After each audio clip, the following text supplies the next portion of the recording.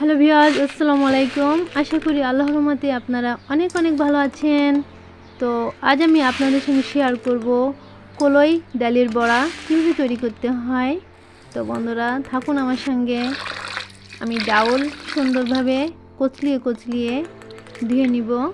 তো যতক্ষণ সাদা পানি না বের হবে ততক্ষণ আমি ডাউলটা সুন্দরভাবে ধুতেই থাকবো। তো ডাউলে একটা পাউডার থাকে, আপনি যতই বেশি ধোবেন ততই কিন্তু ডাউলের পাউডারটা উঠে যাবে। তো বন্ধুরা আমি ডাউলটা অনেকক্ষণ ভিজিয়ে রেখেছিলাম, 2 থেকে 3 ঘন্টা। তারপর আমি সেটা সুন্দর করে ব্লেন্ড করে নিয়েছি।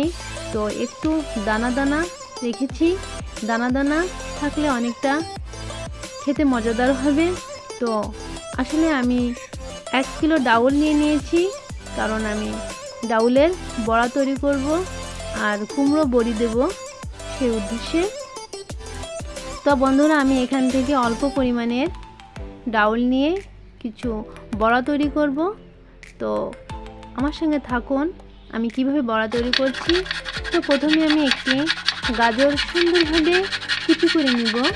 তো বন্ধুরা খেয়াল রাখবেন আপনার গাজর কুচি অনেকটাই মিহি হবে। তো বন্ধুরা আমি এখানে 2টি ডিম নিয়ে নিয়েছি। তো গাজর কুচি করে রেখেছি। টমেটো আমি সুন্দরভাবে গোল গোল করে কেটে নিব। তো বন্ধুরা দেখুন আমি কিভাবে ডাউলের বড়া তৈরি করি। ডাউল আমি হাতের সাহায্যে সুন্দর করে ফাটিয়ে নিব। ডাউল যতই ফেটিয়ে নেবেন ততই কিন্তু ডাউলটা বেশি সাদা হবে, তো ফুলে অনেকটা হয়ে যাবে। তো বন্ধুরা আমি অনেকক্ষণ 20 থেকে 30 মিনিট আমি এভাবে ফেটিয়ে নিয়েছি। তো দেখুন আমার ডাউলটা অনেকটা পাতলা হয়ে গেছে, যতই বেশি ফাটানো হবে ততই কিন্তু বেশি পাতলা হয়ে যাবে। তো আমি এর ভিতরে 2টি পেঁয়াজ, 2টি রসুন ব্লেন্ডার করে দিয়েছি, কিছু কাঁচা ঝাল কুচি করে দিয়েছি। তো বন্ধুরা আমি এখানে স্বাদ মতো নুন ব্যবহার করছি। তো একটু নুন কম দেবেন তাহলে বেশি ভালো হবে। তো আমি এখানে 2 চামচ শুকনো ঝালের গুঁড়া ব্যবহার করছি। তো বন্ধুরা আপনারা বেশি কম ব্যবহার করতে পারেন। আমি টমেটোগুলো এখানে সুন্দর করে পিস পিস করে কেটে রেখেছি। তো আমি এখানে 2টি ডিমই ব্যবহার করব। তো বন্ধুরা আপনারা কম বেশি ব্যবহার করতে পারেন, একটু ডিম বেশি হলে বেশি ভালো হয়। তো এখানে আমি যে গাজর কুচি করে রেখেছিলাম সেটা এখন আমি এর ভিতরে সুন্দর করে মাখিয়ে নিব, হাতের সাহায্যে আমি মাখিয়ে নিব। তো বন্ধুরা আপনারা চাইলে এটাকে চামচের সঙ্গে মাখিয়ে নিতে পারেন, কিন্তু চামচে মাখাটা তেমন ভালো হবে না। তো বন্ধুরা আমি ভিতরে কিছু বেকিং পাউডার ব্যবহার করছি। তো এটা আমি সুন্দর করে হাত দিয়ে ভালোভাবে মাখিয়ে নিচ্ছি। তো খেয়াল রাখবেন আপনার মাখাটা অনেকটাই ঘন এবং মিহি হয়ে যাবে। তো সেইভাবে আপনারা অনেকক্ষণ মাখিয়ে নেবেন, যতই বেশি মাখাবেন ততই কিন্তু আপনার রান্নাটা অনেকটা ভালো হবে, বড়াটা অনেকটাই সুন্দর হবে।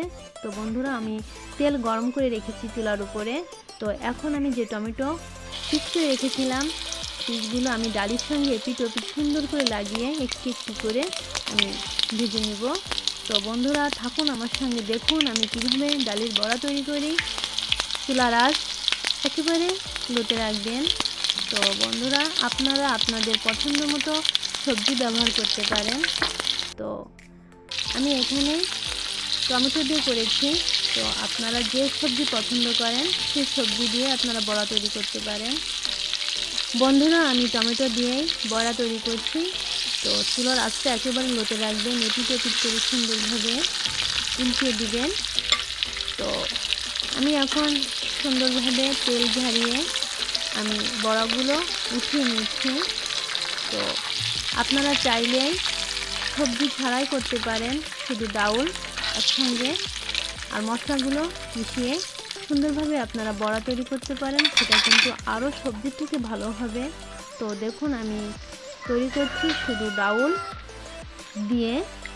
তো এই বড়াগুলো আপনারা মশলার সঙ্গে সুন্দরভাবে মাখিয়ে রান্না করতে পারেন।